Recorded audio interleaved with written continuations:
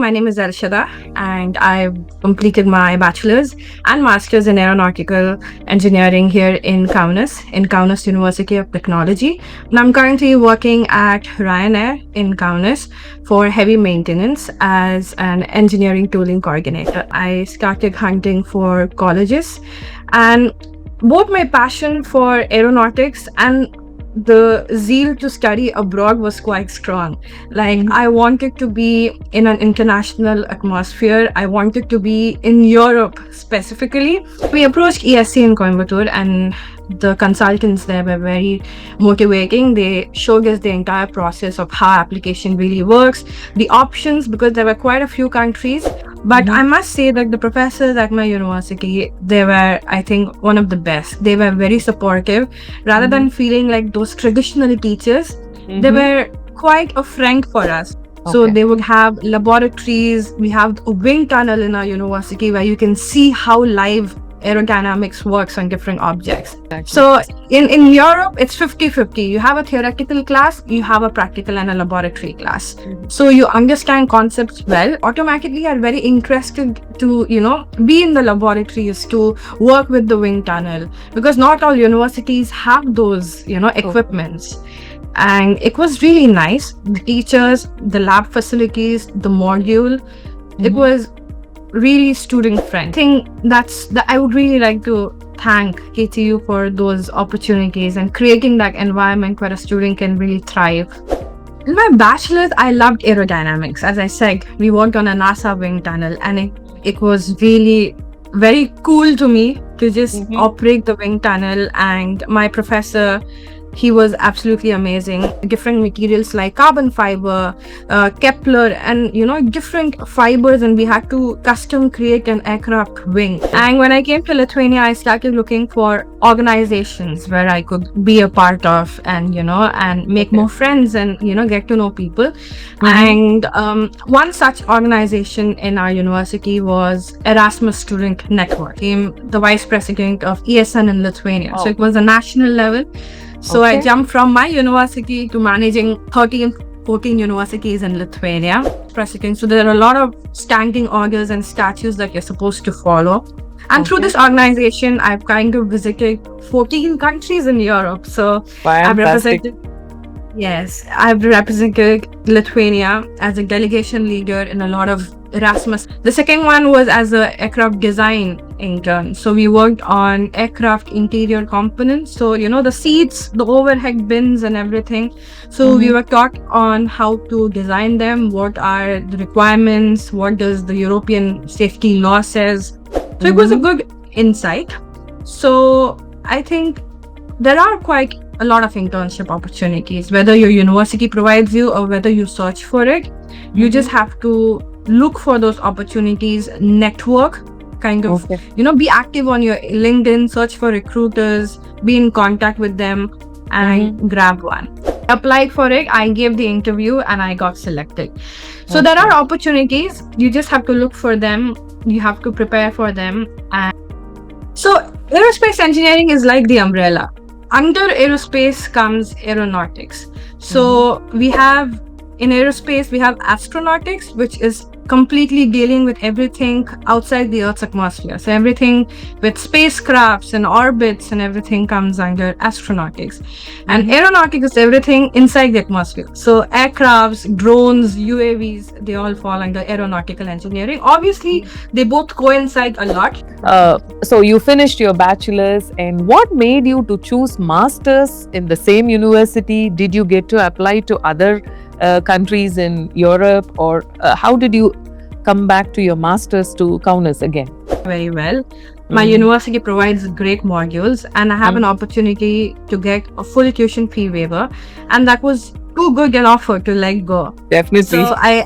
So I applied for it, and as expected, I got the full tuition fee waiver, and I just continued my journey. I don't spend more than 250 euros a month on utilities and groceries and stuff. University activities, you get scholarships for that as well. So if you join an organization, you get 80 euros or 100 euros a month. So that also helps you in your, in your expenses a month. Correct. Okay. So did you opt to go to any Erasmus exchange, you being a vice president. I did not really go on a long-term Erasmus for 3-4 months, but I did go on a couple of short-term Erasmus. So it was for 2 weeks. It was for a Okay. robotic conference in Italy. That was by the university, so it did not have much to do with the ESN as an organization.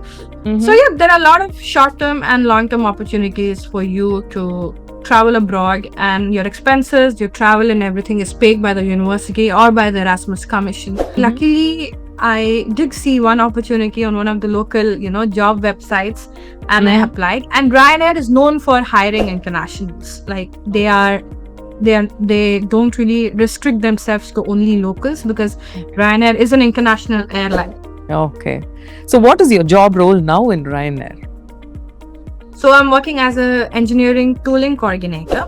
I am responsible for all the tools that the engineers use on the aircraft. So all the mechanics, whether that be a torque wrench or specialized Boeing equipment, I am in charge for that. I have to make sure every tool in the hangar is serviceable, it is calibrated, it is safe to use. Is learning language is a mandatory? In aviation and aeronautics, English is the primary language. It is the universally primary language. So Lithuanian, knowing it, not knowing it, was not a big hurdle. They want to go into design, they want to, do more of SolidWorks, CAD, 3D designing, simulations, CFD analysis, etc. Or do they want to work closer to the actual aircraft? Do they like Boeing? Do you like Airbus? Understand the aircraft. Once you understand the regulations, the organizational rules in Lithuanian Aerospace Agency, you have abundant opportunities to jump into your dream role and kind of grow from there. Hello everyone. Welcome all of you to this Student Success Series. This is Nirmala from Europe Study Center's Chennai branch. Today, in our student success story, we have got a very inspiring and very interesting story from our very own student who went on to do her bachelor's in aeronautical engineering, master's also, and then finally she is working in one of the biggest and famous airlines in Europe, Ryanair. Have you ever wondered how these aeroplanes are flying, maintained, landing safely, day in and day out? Behind every successful flight, there is a team of skilled engineers working effortlessly to make this happen. So our guest today is one such inspiring engineer from the aviation industry.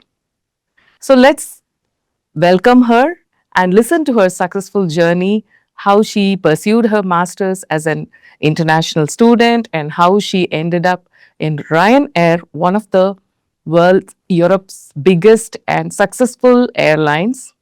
So without wasting time, I would like to welcome our guest, Ms. Elshada Jasper. Hi Elshada, welcome to the Hello, show. ma'am.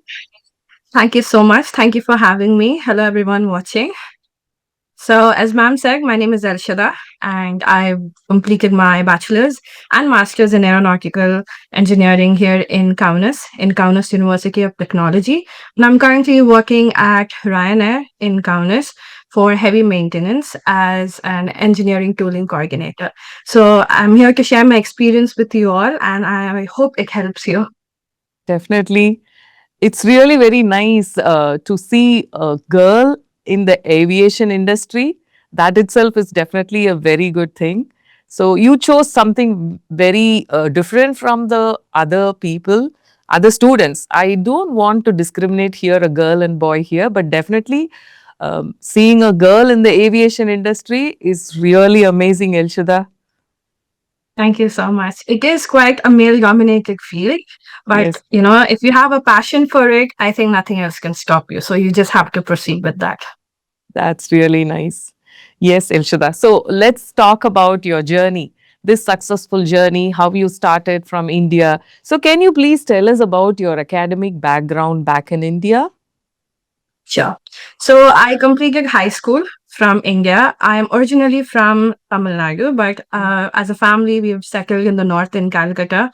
So I completed my high school from ICSE school. I took biomaths as my major for 11th and 12th. But from the very childhood, I have always been very passionate about aviation. Anything related to airplanes have like fascinated me.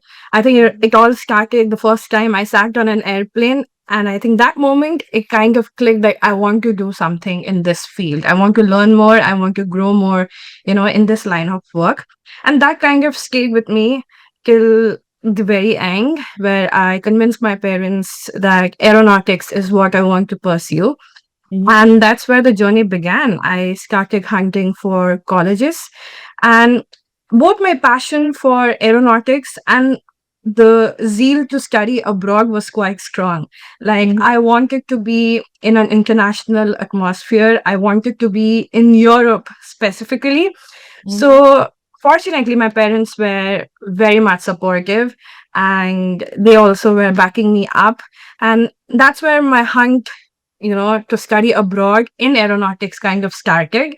And yeah, hopefully I made it here. So Yes, definitely. You deserve a big pat on your shoulder for that. thank you. All right. Okay. So, how did you choose to study in bachelor's itself in abroad? See, many kids at your stage, at that stage, they are really confused. And having the parents also backing up is really nothing like that. So I'm sure it's really very motivating even from the family members. So what made you to choose Europe rather than at that time people were busily going to US, Canada, Australia, and what made you to choose Europe at that time? I was always a big fan of literature, and I think Europe's culture is very vibrant. Every country have their own culture, have their own art pieces, they have their own literature. And when you read books, when you read of Renaissance period, you think about French. When you read about Da Vinci, it's Italy. So I think it was my imagination as a child that never allowed, countries like US and Australia. They're amazing countries. No, no shade to them.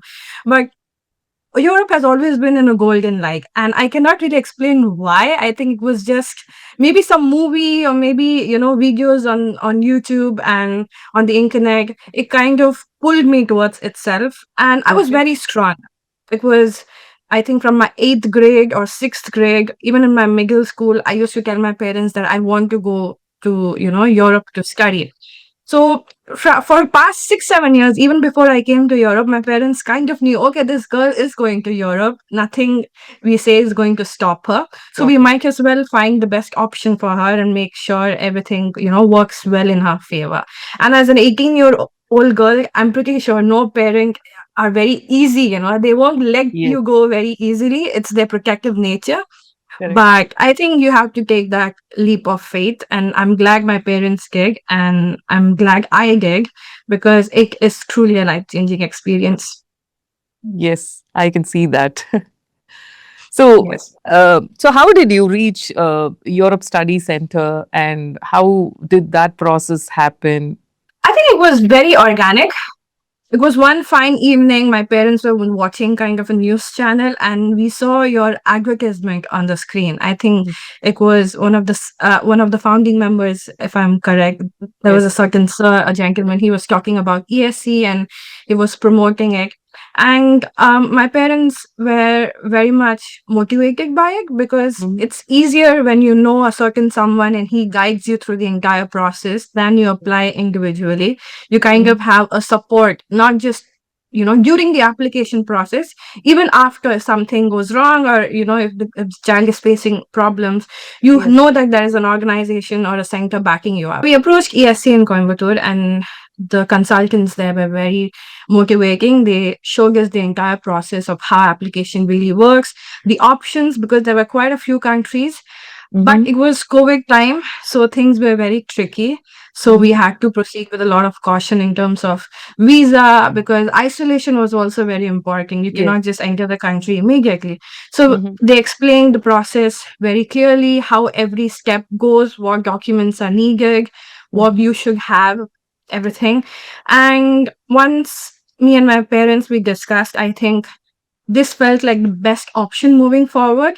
Mhm. And we proceeded with the application to Kaunas University of Technology. All right.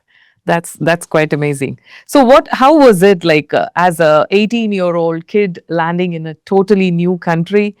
What was the first impression you had about Kaunas University of Technology? You might have already did a lot of research about the university, but seeing it in person and being in there in the university, how was that experience as a 18-year-old kid at that time? Now maybe you are grown up and we have matured all that, but at that time, can you just rewind and bring those moments back to us? Yeah, it was very tricky because, as I said, it was the COVID period and there was a complete lockdown in Lithuania. So, to Okay. be fair, for the first one semester, we didn't really go university because everything was online. Even though All I right. was in Lithuania, I Mm-hmm. was probably attending classes online, Mm-hmm. in my dormitory room. But I did see the campus from outside and I did see how the scenario is. And it was quite different. It was very peaceful. It was snowing, so I would say it was quite scenic. It felt like, I'm in kind of some kind of a Netflix series or something, because as an 18-year-old person, when I know. you are abroad, when you're alone, it feels like you've won something. You being in a foreign country itself is an achievement. So it was scary given the situation. There was nothing, one could do. But Mm-hmm. it felt like an achievement, as I said. I was very proud of myself, even though it was nothing, nothing special. I didn't win an award or something. But yeah, it was quite nice. It was very good. Of course, it is because convincing the parents and giving the trust and confidence to the parents is at that age is definitely a big win. And Yes. traveling alone, and definitely it's worth it, right? Yes, definitely. Yeah. So, how was your so coming back to your aeronautical? So, you had a passion and you picked up that passion and you focused on Yes. it and you finally chose to do your bachelor's in aeronautical. And how Yes. was it like your experience, your classroom experience, the teaching? How did that go for you?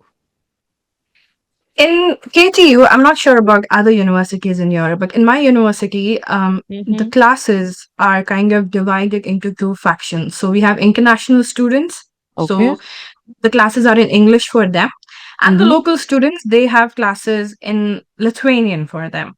So it's very rare that both the factions kind of meet, Mm-hmm. because they have their different professors in different language. But Mm-hmm. I must say that the professors at my university, they were, I think, one of the best. They were very supportive. Rather Mm-hmm. than feeling like those traditional teachers, they Mm-hmm. were quite a friend for us. So, we would enter the class and they would wish us, we would talk about football match or F1, racing game, what happened last weekend. Okay. So the atmosphere in our class was very friendly. It never felt intimidating. Mm-hmm. And the module itself was very, very low in maintenance. Like, you don't have to put much effort. Just have to Okay. understand you have to understand what the principles of aeronautics are. If let's say you have a subject of aerodynamics, you need to understand the concept. And once you understand it, I think the study module is kind of designed in a way where you can Mm-hmm. easily implement those in your questions. So Okay. they would have laboratories. We have a wind tunnel in our university where you can see how live aerodynamics works on different objects.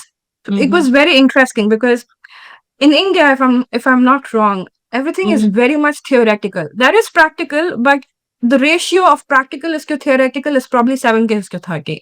Exactly. So in Europe, it's 50-50. You have a theoretical class, you have a practical and a laboratory class. Mm-hmm. So you understand concepts well, and you automatically are very interested to, be in the laboratories, to work with the wind tunnel, because not all universities have those, Okay. equipments. And it was really nice. The teachers, the lab facilities, the module, it Mm-hmm. was really student friendly. And when I talk about examinations, generally when you give your finals and if you fail your final exam, there's probably one retake. But here Mhm. in Europe, you are given the opportunity to attend multiple retakes. So even if you Wow. fail once, you have the Mhm. opportunity to go back home, study, work hard, and then bounce back better in the second retake. So if you fail in the second retake, there's again an Mhm. option for a third retake. So you Okay. get three chances to, get Mhm. good grades, correct yourself. So I think I would really like to thank KTU for those opportunities and creating that environment where a student can really thrive. Yes, that's very nice. So, how was your? You said you're about wind tunnel. So, what were your favorite subjects? If I would ask, like, what was your back in those days? In my bachelor's, I loved aerodynamics. As I said, we worked on a NASA wind tunnel, and it Mhm. was really very cool to me to just Mhm. operate the wind tunnel. And my professor, he was absolutely amazing. So my favorite subject was aerodynamics. And as I said, we worked on the wind tunnel. So it was very cool. It was very in a very good environment where the professor would, pick you out and ask you questions randomly. You would be working on something and he would be like, Elshada, so what does this mean? So you have to be alert and you have to know the concepts beforehand, and it was really nice. The second one was aviation materials. So we worked with different materials like carbon fiber, Kepler, and different fibers, and we had to custom create an aircraft wing. So Wow. as I see, it's a very on hands practical project which is kind of included in your study module. So Okay.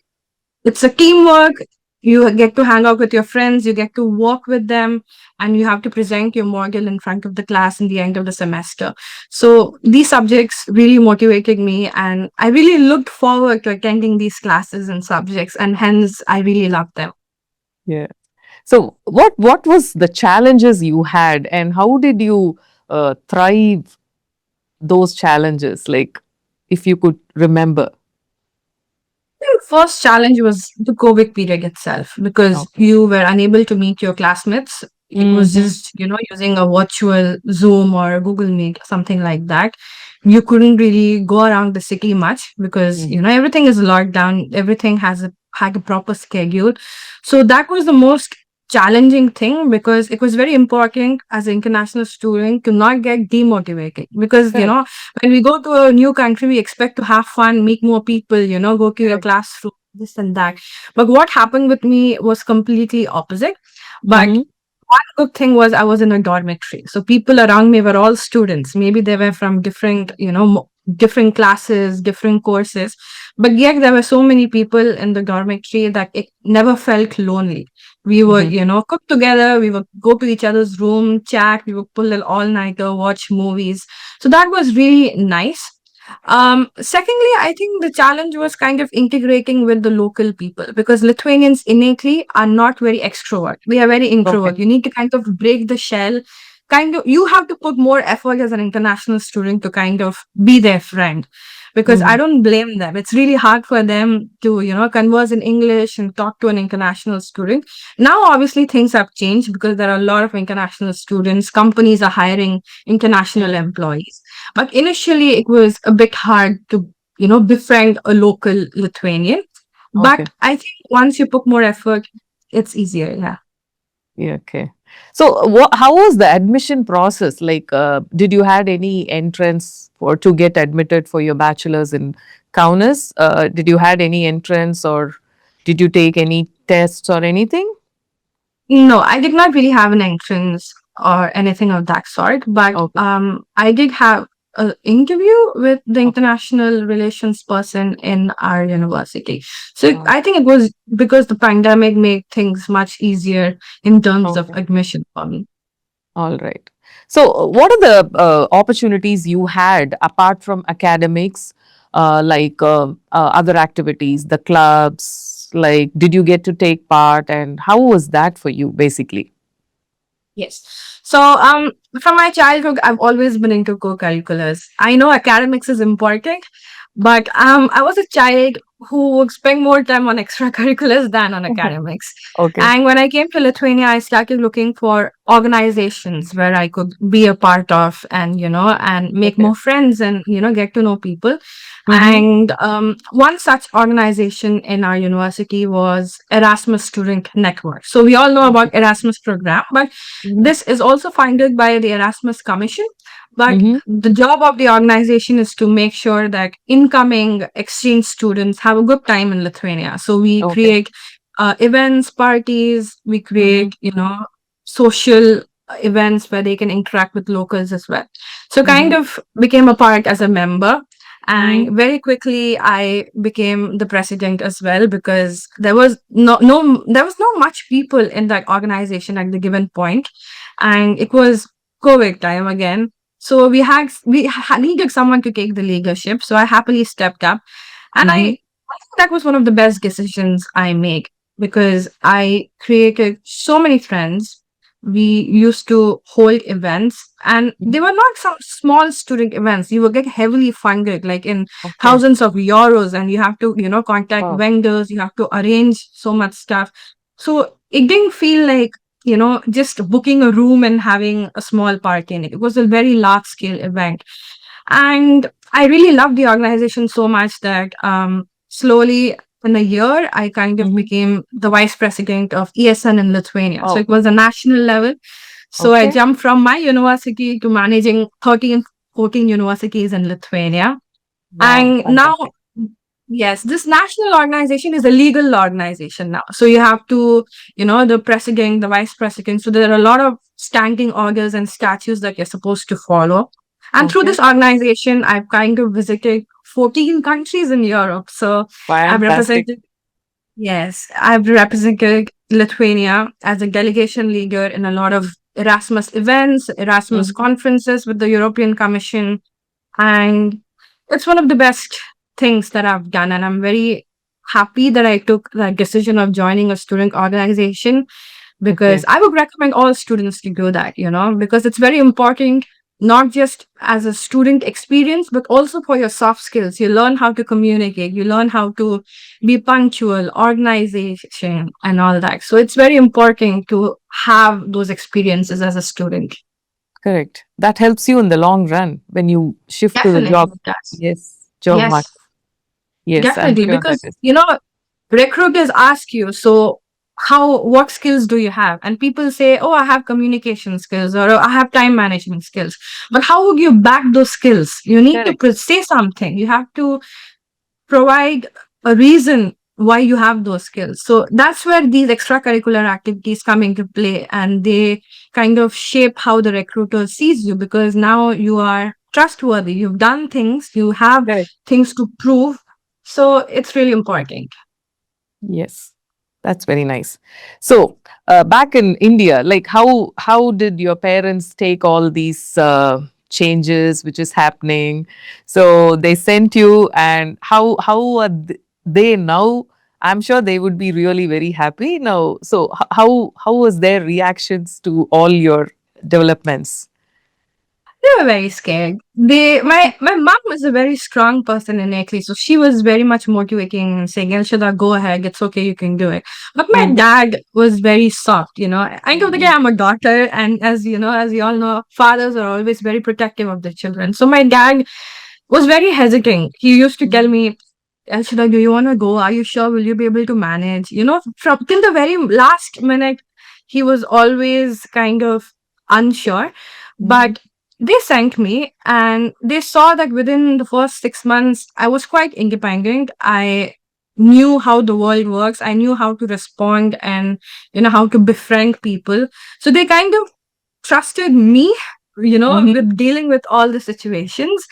And now, obviously, they're very chill free. I think 1 year of me being in Europe, they kind of took a step back. They were kind of hopeful that, okay, this girl is gonna manage on her own. She knows how to, fight all the battles, so she's gonna make it work. So they're now very much relaxed. They don't really care about, how things are. They just want things to be, safe, happy for me, which I think Kaunas is. So Yes. So when you talk about that, I wanted to ask this question. Like you answered it half already. So how okay. safe is the country? Because this question every parent asks me, be it a bachelor's or be it a master's admission, Every parent asks this question. So might as well your parents also might have had the same question. So you already answered it, that your parents are like now after seeing your independent living. But generally, what would you say? Like living there for so many years, now what would you say? Like for the students who are planning to come going forward? Towners is, I think, the most safest environment that I've been in. Even, 4, 5 years ago, and even now, there are 24/7, gas stations. And if you are craving a cup of coffee, I would without a hesitant walk out at 2 a.m. in the night and go and grab myself a coffee. So it's that safe. You'll see cops with their cars roaming 24/7. And especially the university area, it's completely fortified. So you have like all the faculties lined up. There are dormitories. So for a stretch of nearly 1 kilometer, it's a student community. So you see Correct. students walking towards the gas stations, or they're going to their dormitories, or they're sitting for a barbecue in the middle of the faculties. So it's quite hustle. You will see people very busy and roaming here and there. So there's nothing to worry about in terms of safety. Even in the city center, if you're out with your friends on a Saturday evening or a weekend, you're partying, it is quite safe. It is Alright. really nice. You'll have people to back you up, and you yourself will feel quite stress free when you're near such an environment. Yeah. That's really very nice to know. Yeah. So coming back to your academic side, so what was your project, or did you get any internships, or what is that Yes. all about? Luckily for me, in my bachelor's, my study module had 2 compulsory internships. I think now they changed the study module, it's only one. But I think I was lucky enough to kind of grab both. In my study module, they gave you the option to opt either aircraft design or aircraft maintenance. Since I had 2 opportunities, I did one of each. So in my bachelor's, I had 2 internships. One was as a aircraft maintenance intern. So I worked with the ATR aircraft. We did some basic maintenance works. We helped and shadowed engineers. The second one was as a aircraft design intern. So we worked on aircraft interior components. So, the seats, the overhead bins and everything. So we were taught on how to design them, what are the requirements, what does the European safety law says. So it was a good insight. So I think there are quite a lot of internship opportunities, whether your university provides you or whether you search for it. You just have to look for those opportunities, network, kind of, be active on your LinkedIn, search for recruiters, be in contact with them, and grab one. And towards the end of my bachelor's, I applied for a summer internship at one of, Lithuania's leading ACMI company. So they give aircraft maintenance, crews, and everything to an airline. It's basically like a car rental, but for airlines. If an airline wanted to rent an aircraft, so they would approach ACMI companies and they would give everything, the aircraft, crew, insurance, and maintenance. So you don't have to do anything yourself.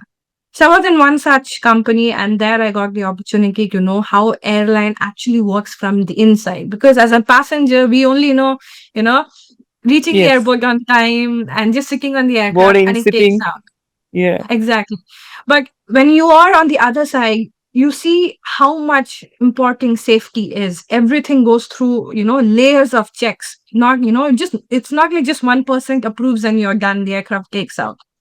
So I got to see how the organization really works from inside, and and that was a voluntary internship. So I applied for it, I gave the interview, and I got selected. So there are opportunities. You just have to look for them. You have to prepare for them, and I think students are very much interested in these, specified opportunities. Yes.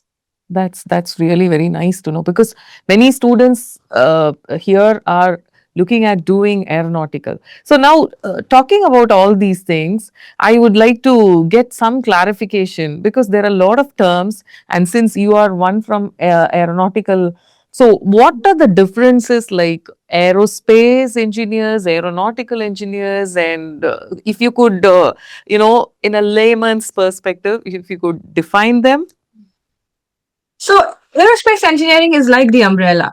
Under aerospace comes aeronautics. Mhm. So we have in aerospace, we have astronautics, which is completely dealing with everything outside the Earth's atmosphere. So everything with spacecrafts and orbits and everything comes under astronautics. And Mhm. aeronautics is everything inside the atmosphere. So aircrafts, drones, UAVs, they all fall under aeronautical engineering. Obviously, they both coincide a lot. You learn about each other in the end. Mhm. So yeah, that's kind of the basic definition of these terminologies. Yes, that's very nice because many does not understand the difference. So that is why I wanted you to explain. So it'll be really good to for the students to understand. So so you finished your bachelor's, and what made you to choose masters in the same university? Did you get to apply to other countries in Europe, or how did you come back to your masters to Kaunas again? While doing my bachelor's, it was not in my head to do masters at all. But Okay. then while I was completing my bachelor's, my supervisors and my professors, they kind of, you know, were pushing me like, Elshita, you should do masters, it's a good opportunity. And I agree. Since I was very close to the internationals office and I had, people working there were kind of my friends, I Mm-hmm. kind of had the assurance that if I apply, I'm going to qualify for a full tuition fee waiver. So I'm going to have a scholarship and I don't have to pay. So I already knew that for a fact.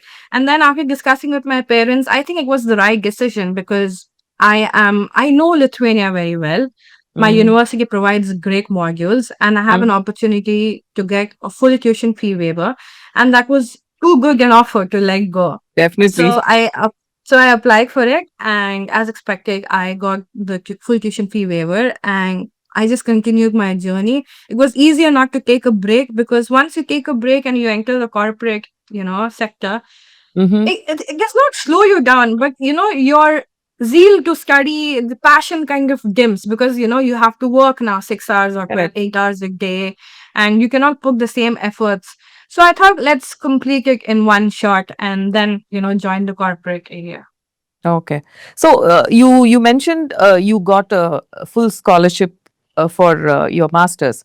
Is it like that for all the students, or is there any requirement they need to meet to get into that, or is it like is it normally it's like that whoever does bachelors there in Europe they are eligible to get this fully funded masters?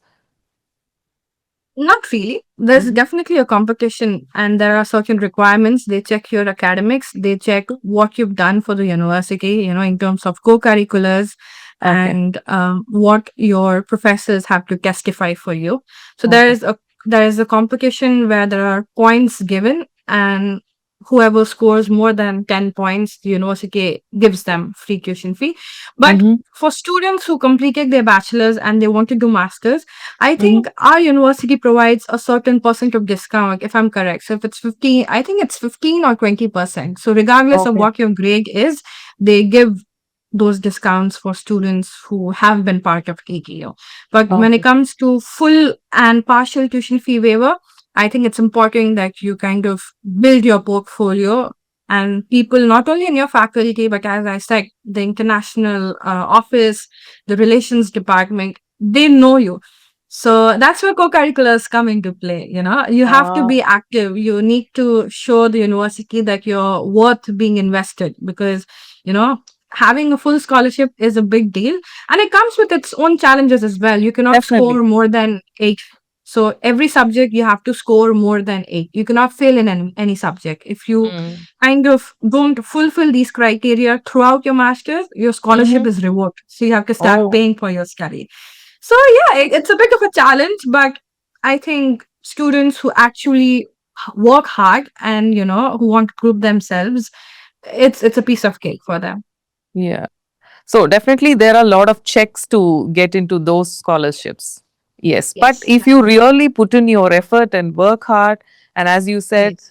take part in all the extracurricular activities in the university, so their recommendations also matters the most, right? Yes. Very Oh. much, very much. So how many students does get this opportunity every year? For example, will they give this full scholarship masters for any numbers they have for international students, or how it is? I'm not aware of the current number, but Okay. as I understand, Lithuanians have their own competition. So that's completely a different category and all.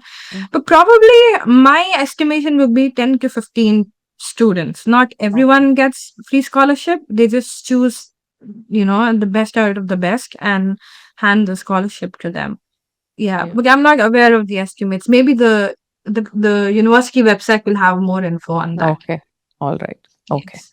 So, what would be the budget if a student want to study bachelor's, and you got luckily you're so fortunate you got fully funded masters, but otherwise, what would be the living expenses right now? The cost of living is still very much affordable than other European countries because Okay. the dormitories, if you opt to live in university dormitories, it's Mm-hmm. less than 200 euros a month. And then Okay. the rest depends on, your groceries and what you spend on yourself. So that kind of it's completely up to you. It's up to the individual. It But differs.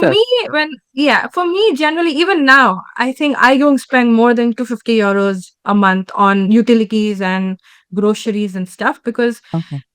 because I don't prefer eating outside. I cook my own meals. But then if you choose to order food every single day, I think it's definitely going to be I know. expensive and it's going to jump.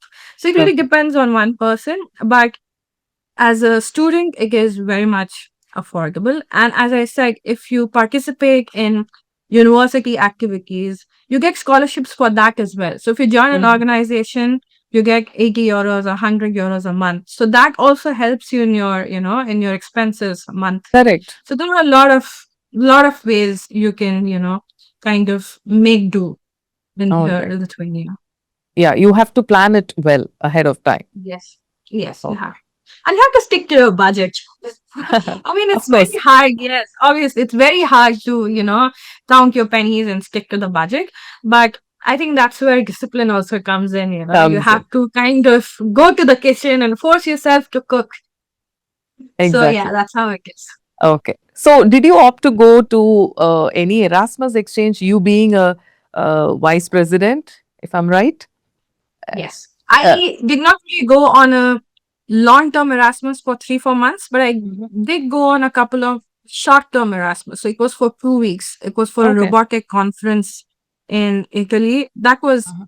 by the university. So it did Mhm. not have much to do with the ESN as an organization. So Mhm. yeah, there are a lot of short-term and long-term opportunities for you to travel abroad, and your expenses, your travel and everything is paid by the university or by the Erasmus Commission. So yes, Mhm. I did go on one such trip. Okay. So, I'm sure it would have been really very good. Very nice. Yes, it was really nice. I think Italy is a beautiful place in itself, and I love Okay. Italy. I love the country, the food, and everything. Uh-huh. And going there with your friends and making friends with the local people, I think Mhm. it was one of the most beautiful experiences of my life. Yeah. Fantastic. So, how did you get into Ryanair? Now, after finishing your masters, now coming back, coming to your professional side. So, how did that happen? How did that magic happen? I would say rather. It was no less than a magic, yes. I was applying very actively for more than a year. I think ever since I graduated bachelor's, Mhm. I was applying because the good thing in Europe is that masters is very job friendly. The classes are in the evening, so you can work from let's say 8 to 5, and then you can Mhm. come to classes at 6 to the university. Okay. So I Ah. always wanted to kind of work as well, but for some reason the job market was very very restrictive.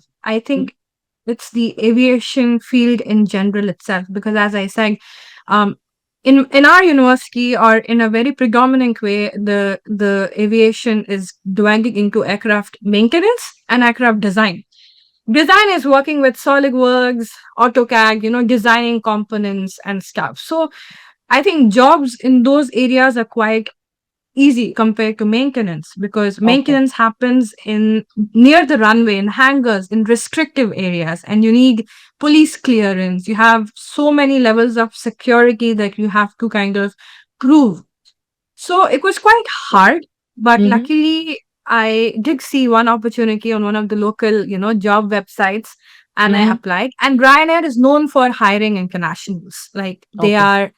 they don't really restrict themselves to only locals, because Ryanair is an international airline. It is not just based in Lithuania. The headquarters is in Stansted, in Dublin, in Ireland, and London.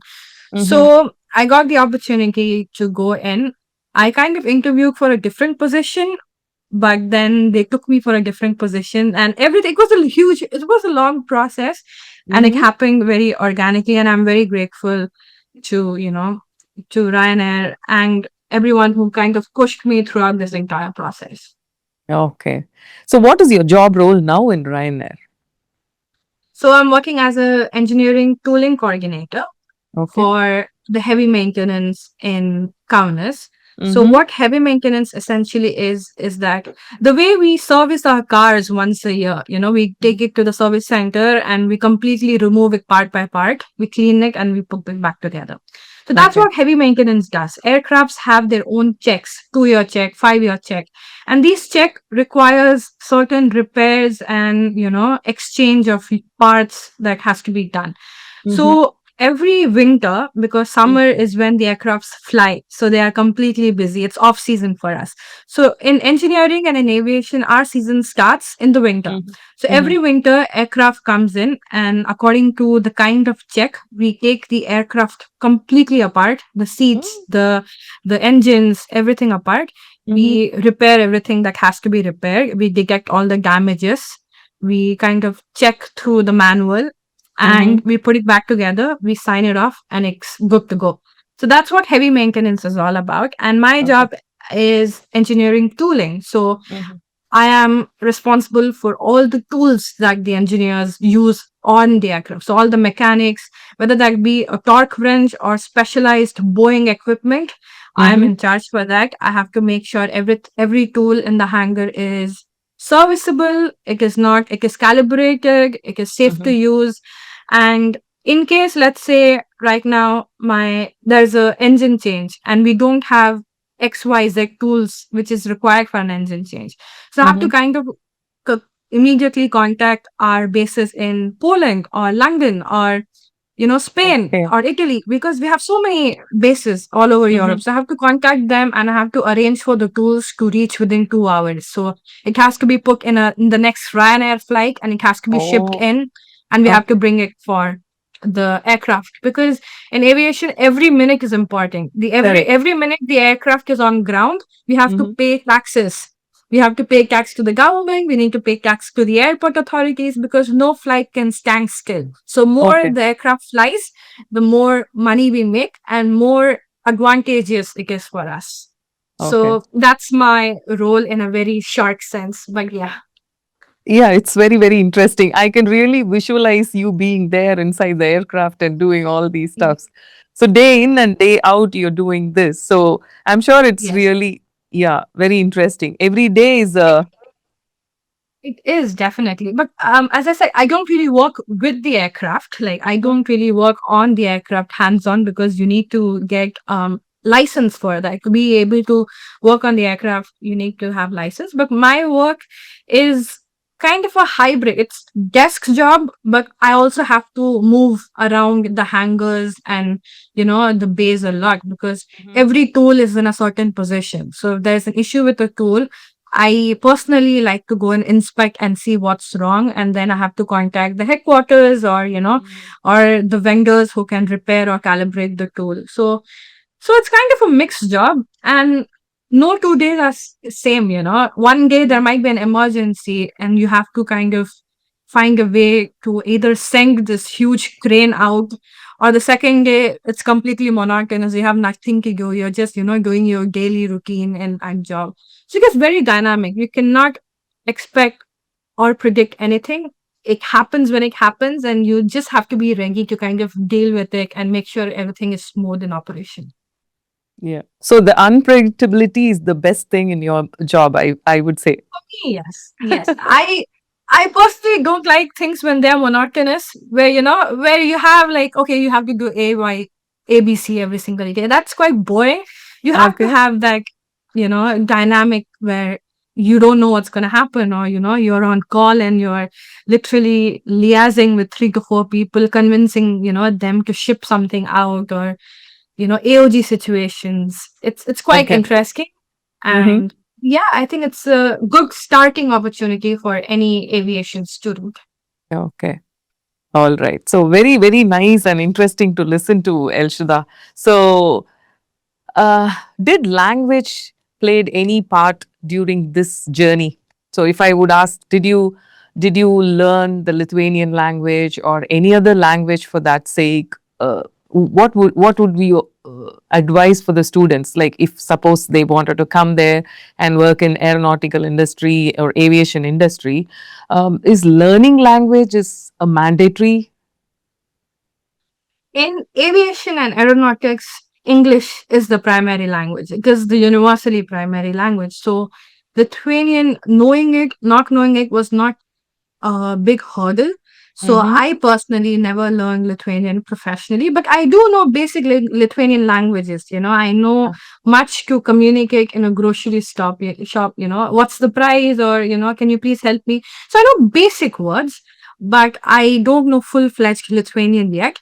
I think Mm-hmm. it's just the nature of my course and my field, because in other fields, whether that be business, commerce, or medical, you need to know the language because you need to Yes, of course. communicate with the customers and the clients. So I kind of got lucky with it. But Mm-hmm. if you do make an effort to learn Lithuanian, it is definitely going to be advantageous for you. So Mm-hmm. knowing a language can never be a loss. It's always a gain. And I Okay. am kind of trying to start learning professionally because I would like to apply for a permanent residency, and you need to have Lithuanian, I think B1 if I'm correct. So I will make the effort to now start learning it. Okay. That's very nice. So, talking about permanent residency. So, how the international student, how long the stay is required, and how many years they have to pay the tax for the country to get into the PR situation, I think you eligibility? have to be student for at least 5 years, if I'm correct. You need to be in Lithuania for 5 years. Mm-hmm. And after 5 years, you are qualified to apply for PR. Mm-hmm. And as students, almost most of our time we are in Lithuania. We just go visit our parents for like 2 months a year or 1 month a year, and we are back. So that time being away from Lithuania doesn't really matter. But you Okay. must be having TRP uninterrupted for 5 years to be able to obtain for a PR. Okay. So those days it was like short-term visa, you went and you applied TRP there. But now Yes. now it is like the students are applying TRP from here. Okay, yes, I heard about it. There was quite change because I went on a visa for 1 year first, and then I Mm. applied for TRP. But now Mhm. it's TRP from the very start. So yeah, Yes. the process has kind of changed, but the application for TRP remains kind of the same. You need your health insurance. You need to show the proof of balance, that bank Mhm. balance, and I think you also need police clearance, if I'm correct, to start with. Yes, yes. So the requirements remain the same. For PR, the requirements are a bit different because, I mean, if you're working, you don't need health insurance. The government pays for your health insurance. Mhm. But you need to pass the language and the constitution exam. So they will have an exam about the constitution of Lithuania, and you have Okay. to give that exam and pass it. Yes, For the PR. for the PR. Yes. Okay. So you must be, once you finish your language, so you must be applying because you already completed 4 plus 2 plus, yeah, 6 years Yeah, it's been to send. about to be 6 years, yes. Okay. So I Yeah. am preparing for the constitution and the language exam. So Mm-hmm. being a student, I mean, I just graduated last month. So I Okay. was busy with the thesis and subjects. I didn't have time to sit with constitution and read through it and prepare. But now, like, I'm no longer a student and I have a bit more free time on my hand, I will start preparing. And Okay. my goal is to apply for a PR next year. Next year. All right. Yes. Okay. So very nice, Elshada. So what would be your advice to the students who are coming? Like, there would be certain instances where you would have felt, had I known this before coming to Lithuania, I would have prepared very well. So, in that line, if you wanted to share some inputs for the students who are planning to, pursue their bachelor's or master's in Lithuania, what would your advice be? I think my advice would be to expect the unexpected. Do not come thinking that everything will be very easy, because what you see on YouTube, Instagram is not the same. The reality is a bit different. It's Okay. not always sprinkles and rainbows. There will be days that you'll feel lonely, where you'll cry, where maybe you'll have a fight with your friend, where, maybe you won't have a good day. But you just have to fuel through it. You just have to be passionate. You just have to keep in mind that you came here for a purpose, that is to get a degree, Mhm. to have this international exposure. So make the best out of it. Be very active in your universities. Be in good terms with your professors, with your classmates. Join student organizations. Try Mm. to upskill yourself, because soft skills matter a lot. Like what you do, what you kind of prove yourself, it's very important for your career. Not just that you get to go around the city, or you make new friends, but as a corporate recruiter, if I was one, I would love to see what soft skills the student has in. So that's pretty much it. most Mostly what happens, throwing no shade, students, once they come Lithuania, they forget why they're here for. They completely go into party mode, and that's completely all right. You are allowed to party, you're allowed to enjoy your life. You're just 18, 19, 20 years old. That's all good. But there also has to be a balance. If there's Correct. a deadline, if there's an exam, let's say tomorrow, you cannot be, very nonchalant and party the all night and fail the exam tomorrow. You have to micromanage. You party in the weekend, you study in the weekdays. So there has to be a good balance where you are good in your academics and you're also enjoying your youth life. So I would really recommend you to not forget why you're here for, and make the best out of it. There are so many opportunities in Lithuania, as I said, Erasmus, organizations where you can enjoy and where you can make good memories that I'm pretty sure you'll remember for ages. Okay. That's very nice and wholesome advice. I wish every Thank you. student follows it very seriously. They definitely would be I very, was. very successful. So, one last question, Elshada, before wrapping Yes. it up. So, what are the aviation industries you have in Lithuania, and the students who are aspiring to get into aviation industry as it is in Europe or Lithuania? What are the industries you have, and how? Which industries are very good in recruiting international students? So, if you could share that, that also would be very good. Sure. So, uh, Lithuania is mostly, as I see, they have a lot of maintenance companies and facilities. Mm-hmm. So, as I said, maintenance quite tricky, because it really depends on your job position. Some engineering positions are desk jobs, so you don't Mm-hmm. need any security clearance. But some positions have to be done in the airport area. So they are quite restrictive in nature. But that doesn't mean you don't get the job. It's just a matter of, what skills you bring to the table, and a dash of luck as well. Yeah. So I would really recommend students to first, during their study module, realize what their passion is. Do they want to go into design? Do they want to, do more of SolidWorks, CAD, 3D designing, simulations, Mm-hmm. CFD analysis, etc.? Or do they want to work closer to the actual aircraft? Do they like Boeing? Do you like Airbus? So it really depends on, they have to realize what they actually want. But that doesn't mean you don't, you have to stick to that. You can always change, that's the Okay. beauty of studying aviation. It's not limited to design or maintenance. In Mm-hmm. Lithuania, the central hub is Vilnius. It's the capital. It's not in Kaunas. So once you graduate, there are quite a lot of opportunities in Vilnius. You will see, positions like uh, tech services or technical jobs. So these are very closer to the aircraft, but they are not in the airport area. So they hire a lot of internationals. Mm-hmm. Ryanair is one such airline. There's another. airline called Avion Express or Heston Airlines. They are very much hook. You just Mhm. have to keep searching every day. You have to diligently log in into your job portal. You have to see, what jobs are available. You have to Mhm. upskill according to them. If the job requires you to be proficient in Microsoft Excel, maybe Mhm. do a soft course, do a course on internet, obtain the certificate. If a job wants you to have an ANSYS certificate, there are so many courses available on the net. Join Mhm. one of them, gain the certificate. So from the very beginning, you have to kind of mold yourself to what the company actually wants. Okay. But in aviation, it's not always the same. As students, we know what an aeroplane looks like, how it works, but we don't know how specifically an Airbus aircraft works like, or how a Boeing aircraft works like. So that only you'll know once you enter the job market, when you have access to the Boeing manual or the Airbus manual. So there are a lot of things which you only get to learn after you join the corporate area. So it's the most important part is getting into the market.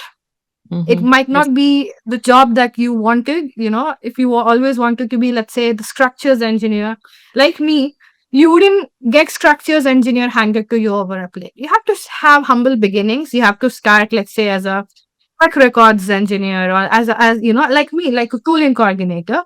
And once you understand the aircraft, once you understand the regulations, the organizational rules in Lithuanian Aerospace Agency, you Mhm. have abundant opportunities to jump into your dream role and kind of grow from there. So thank you, Elshada, for sharing your valuable inputs. I'm sure definitely many students will be, benefited by this. Thanks for your time on a Sunday. Thank you for rescheduling your time and allocating this time for us. Thank you so much.